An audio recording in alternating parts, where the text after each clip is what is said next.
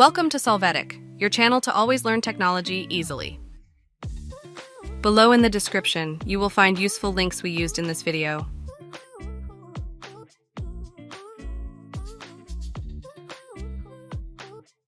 Today at Solvetic, we will show how to view my Gmail password while I'm logged in.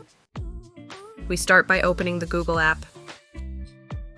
After that, we click on the profile icon, and then once we have selected the account we want, we enter Google account.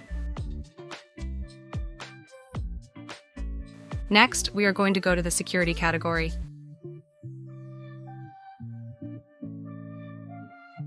Inside there, we scroll down, and within Password Manager, we will click on Manage Passwords.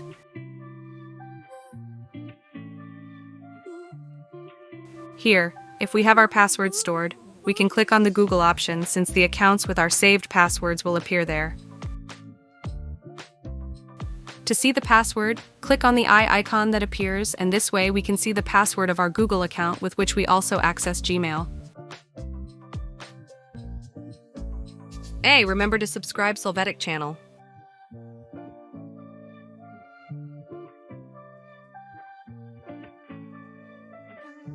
We hope it has been helpful for you.